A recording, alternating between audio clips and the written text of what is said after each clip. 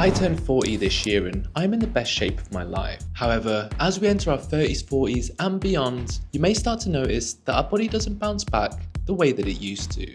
So it's important that we adjust our fitness training and diet to account for this. So today I'm sharing 7 fitness tips specifically for men over 30 that are easy to implement and will change your life. So grab your slippers and let's get started. Slippers, because, we're old. How your physique looks is 70, maybe even 80% your diet. In fact, if your goal is just to lose the love handles and maybe get your abs to appear, you can do this without ever having to pick up a dumbbell. Simply by increasing your daily activity and making sure you're in a calorie deficit is all you need. So if you're someone who really hates going to the gym, just know you don't have to. However, I would recommend some form of resistance training as it offers a lot of long-term health benefits, such as increased bone density, reduced risk of chronic diseases, as well as improving your metabolism and overall well-being. The truth of the matter is, you're probably just eating more than you think you are. There's even studies that show we consistently underreport how much we eat. Not because we're lying, but because our memory is rubbish.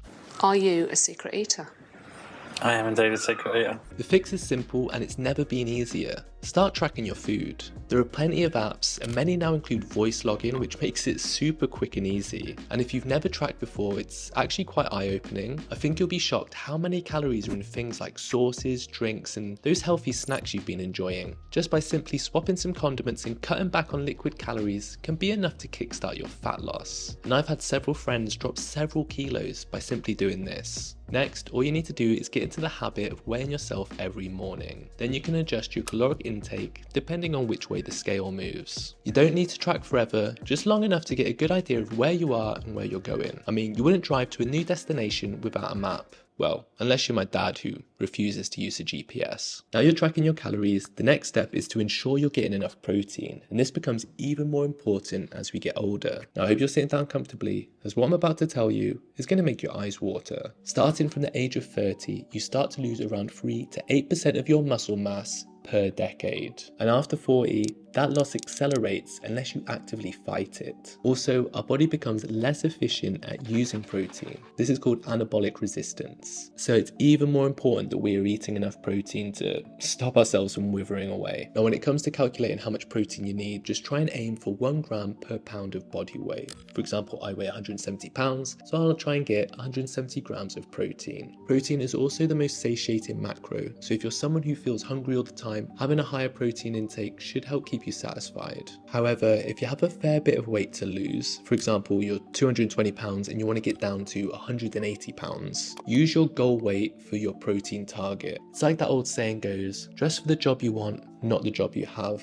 Ingest the amount of protein for the body that you want. Now I've said this before and I'll say it again. Walking is the most underrated fat loss tool you have. It's free, accessible, and unlike sprinting or heavy lifting, it doesn't wear out your joints and actually helps with recovery. 10,000 steps is a good goal to aim for and should roughly take you about an hour and a half to 2 hours of walking. And as well as helping with recovery and relieve stress, it should also help you burn an extra 400 to 600 calories, so nice. If you have a stationary job, it may seem impossible to fit this into your day, so I suggest trying to break it up into multiple mini walks throughout your day. This way it doesn't feel so daunting and kind of fits into your day rather than having to allocate a couple of hours to get a big walk in. And let me quickly set the scene. You decided you want to get back into training. You go online, you find Arnold's old workout routine, you start hitting the gym 5 days a week, and you feel incredible for about 2 weeks until you crash and burn and probably end up injured. Working out doesn't have to destroy your body, and when it comes to getting long-term results, there's one important factor that anyone in great shape will follow, and that's consistency. So find yourself a realistic program, one that fits into your life as well as something you can see yourself doing for 10 plus years. Also, as you get older, your priorities can change, from wanting to look good strutting around in your pants to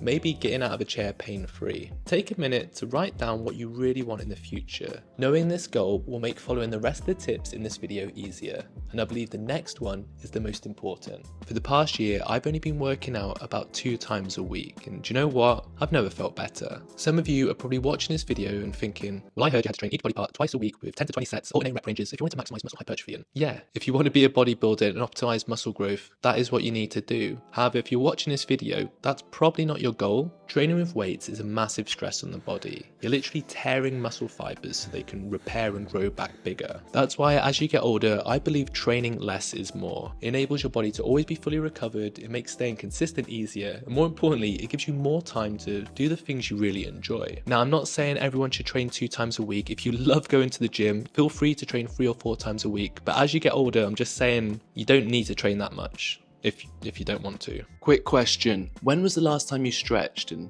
be honest. Ugh.